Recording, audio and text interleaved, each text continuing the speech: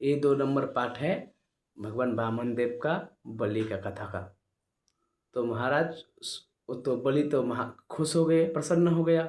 किस बात पे प्रसन्न हो गए कि भाई साक्षात भगवान हरि विष्णु जिसके पास समस्त देवता लाके जाके त्राहिमाम त्राहिमाम करते हैं, गुहार लगाते हैं, और वो आज मेरे दरबार में, बलि के दरबार में आहा, भाग्य मेरा, भाग्य खुल गया, ये जन्म धन्य हो गया।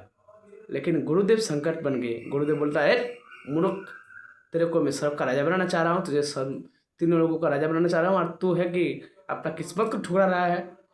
बोला, महाराज कौन कहता है वो किस्मत वाला है जिसका पास ये धन संपत्ति हो?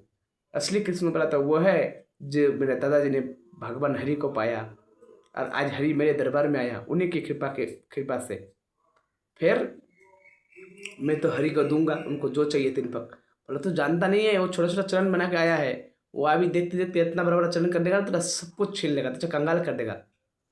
बोला, कोई बात नहीं है, पर अगर हरि है, भगवान है ये, तो मैं इसको सब कुछ देने के लिए तैयार हूँ। फिर गुरु शुक्राचार्य समझा नहीं पाए। बोला, मूर्ख, तू गुरु के सामने ज्ञान का बात करता है। अगर तू मेरे बात को नहीं माना, इस ब्राह्मण को अगर दान तूने दिया, तो तू आज के आज संपत्तिहीन हो जाएगा, श्रीहीन हो जाएगा। तू, तेरे पास कोई ऐसे रहो धन दौलत ये सब राजपाट कुछ नहीं रहेगा, सब छिन जाएगा तेरा। ये देवताओं का काम बनाने के लिए भगवान विष्णु ब्राह्मण का रूप लेके आया है, तो समझता क्यों नहीं है? बोला, गुरुदेव आप जो कह रहे हो वो बात सही है, पर मैं समझता हूँ सब, पर अगर यही भगवान का इच्छा है तो भगवान मुझे मार के भी तो ले सकते थे सब कुछ। ये तो भगवान का उदारता है, दया है कि मुझ पापी पर कृपा करने, लीला करने मेरे साथ आया है, और आप मना कर रहे हैं। गुरुदेव मना करने पर बोला, देख, अगर तूने मेरे कहना नहीं माना तो मैं तेरा गुरु तुझे त्याग कर दूंगा। बोला, चलेगा, बिल्कुल चलेगा।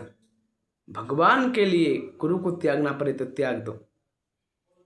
जो भगवान को विरुद्ध करे, जो भगवान का भक्ति ना दे, वैसा गुरु भी क्यों बनना है? गुरु का मतलब ही होता है जो तुम्हें भगवान का प्रेम दे, भगवान का भक्ति दे, भगवान का कथा सुनाए, भगवान तक पहुंचाए, है ना? तो महाराज बलि ने पहला इतिहास में हुआ कि उन्होंने भगवान की, एक तरफ भगवान थे एक तरफ गुरु थे, लेकिन गुरु गलत थे और भगवान को पास जाने के लिए बलि को रुक रहा था, तो उन्होंने गुरु को त्याग कर दिया।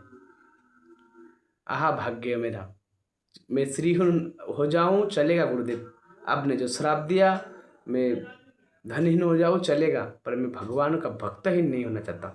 मैं भगवान का भक्त का नाम जुड़ जाए मेरे साथ, और क्या चाहिए? तो उन्होंने तो महाराज शुक्राचार्य ने बोला ऐसा करके, बलि तो कुछ माना नहीं है। बोला, तो मूर्ख अज्ञानी है। जब कमंडल से जल निकालने गए कि मैं तो भगवान को दूंगा, ब्राह्मण को 3 पग भूमि, उन्होंने कमंडल से जल निकाल रहे थे, कमंडल से जल ही नहीं निकल रहा था। क्यों नहीं निकल रहा था? क्योंकि शुक्राचार्य महाराज अब ये तो समझ गया कि ये तो विष्णु है, पर ये समझ नहीं रहा बलि। शुक्राचार्य छोटा सा रूप पकड़ के, वो तो बड़ा गुरु थे ना, जहाँ से पानी लगने लगा उसके मुख पे जाके बैठ गया था। अब भगवान विष्णु ने सोचा ये इतना हट करता है, इसको थोड़ा सा दंड भी देना पड़ेगा। तो भगवान ने क्या किया, वही से कोई एक लकड़ी उठा के सीधा जहाँ से पानी निकलता है नॉन वो लोटे से, उस छिद्र में एक लकड़ी घुसाया जो डायरेक्ट शुक्राचार्य का आँख में जाके घुसा, जिसके कारण एक आँख आज भी शुक्राचार्य का अंधा है एक आँख से। और शुक्राचार्य किसी तरह से लोटे से लेकर के भागे।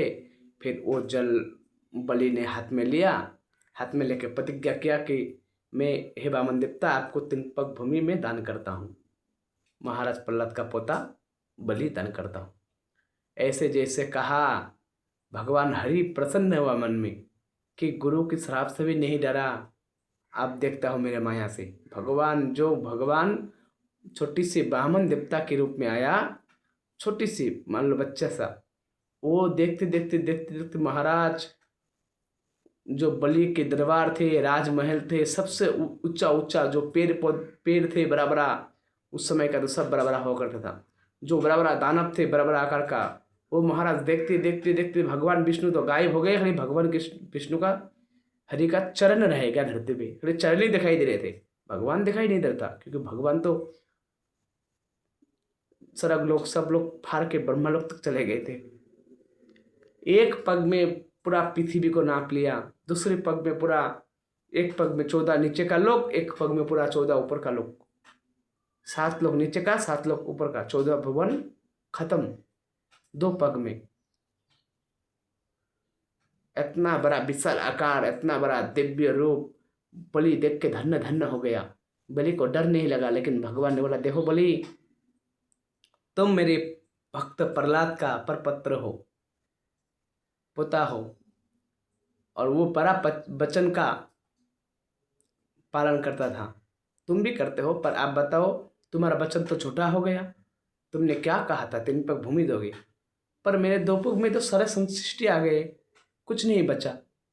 14 लोग, 7 लोग ऊपर का, 7 लोग नीचे का, रसातल, हाँ, पताल लोग, शीतल लोग, सब आ गया, स्वर्ग लोग, ब्रह्म लोग। अब क्या दोगे तुम?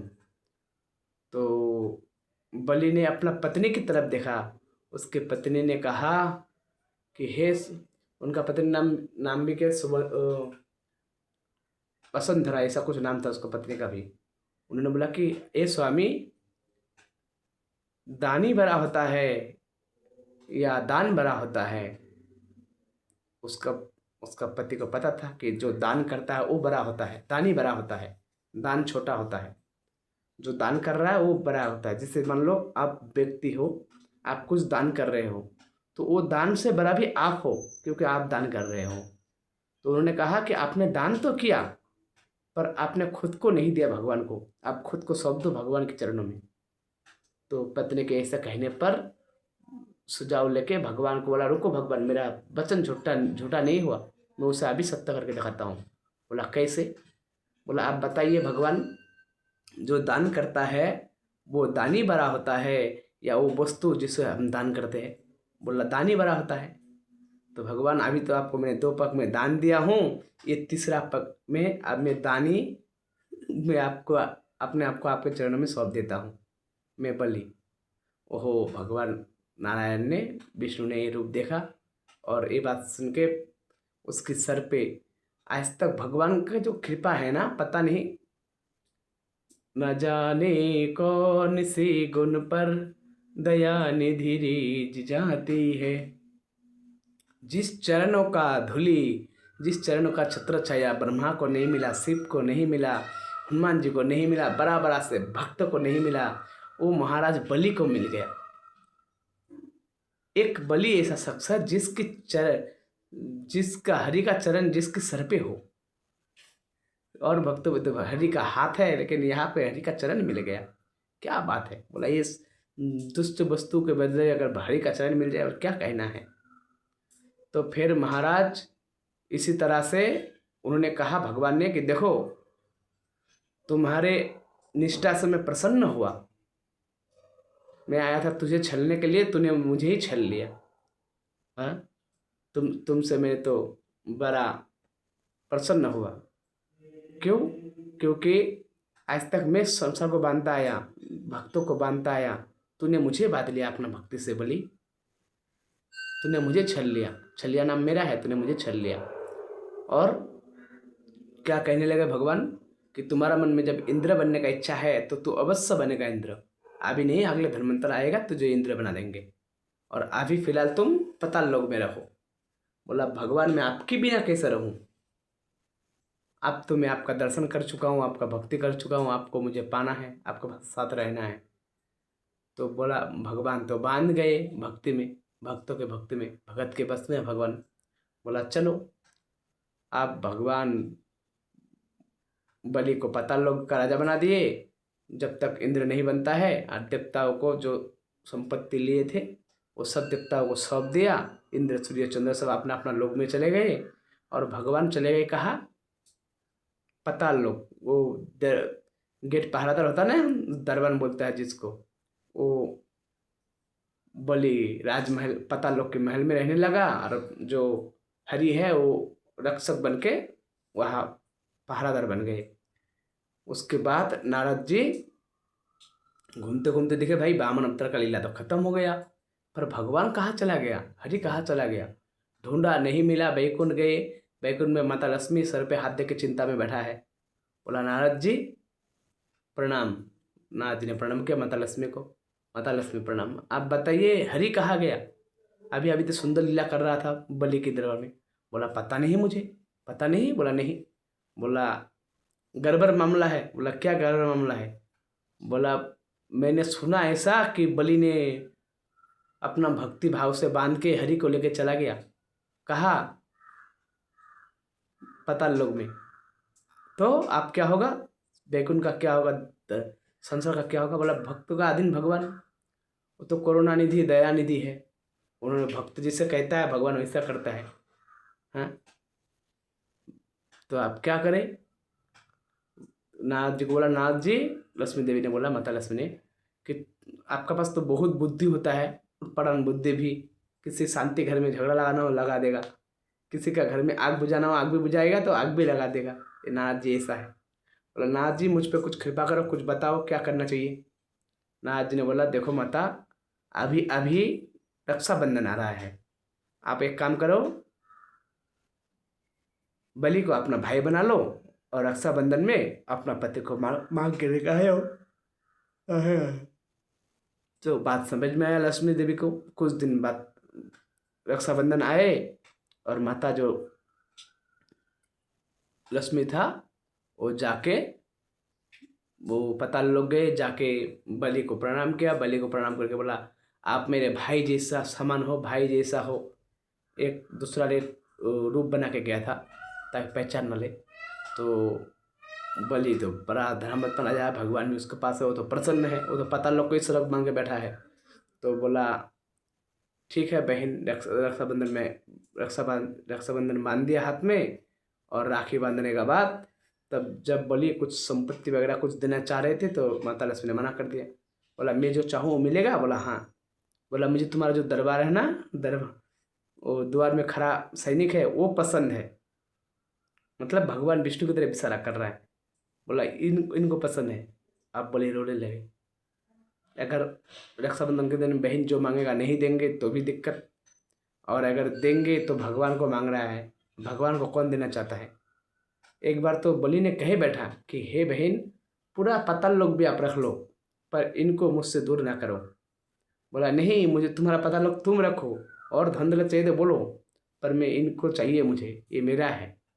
लक्ष्मी किसका है? लक्ष्मी हरिप्रिया, लक्ष्मी विष्णु प्रिया। तो अब क्या करें? देना पड़ा मजबूरी से भगवान को। तो भगवान भाव तो समझ गए कि बलि बहुत अंदर से दुखी है, तरह या कष्ट है मुझे दूर जाने से। उनको ये कहा कि देख बलि, हर साल में 4 मास के लिए, 4 माह के लिए, महीने के लिए मैं तुम्हारा पास आऊँगा। आज भी चतुर्मास होते हैं ना, आप लोग जानते होंगे चतुर्मास होता है, भगवान शरण में जाते हैं। वो शरण में नहीं जाता, वो दुनिया के लिए शरण में जाता है, लेकिन असल में भगवान बलि के पास जाके 4 महीना रहता है, बलि महाराज के पास। तो बलि को ऐसा आशीर्वाद देके लक्ष्मी देवी ने नारायण का हाथ पकड़ा और सीधा बैकुंठ लेके आ गए। बोला आप तो ये एक इतना दयालु हो, इतना भुला हो, आपको पता नहीं है आपके बिना बैकुंठ में मैं क्या करूँगा अकेला? है आपके बिना सृष्टि में क्या होगा? बोला मैं क्या करूँ, मैं तो भक्तों के अधीन हूँ। तो इस बलि की लीला से हमें पता चलता है लोभ नहीं करना चाहिए।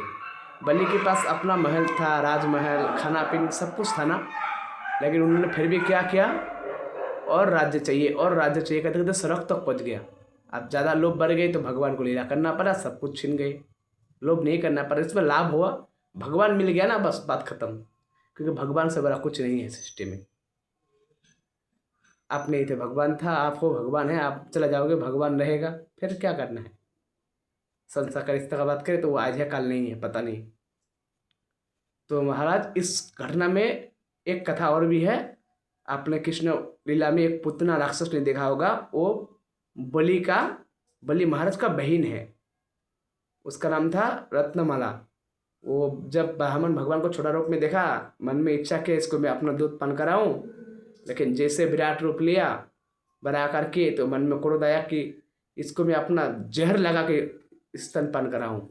इसने छल किया मेरे भाई के साथ।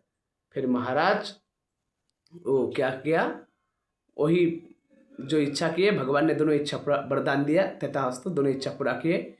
वही रत्नमाला पुतना बन के कृष्ण भगवान को दूध पिलाए थे। राधे राधे।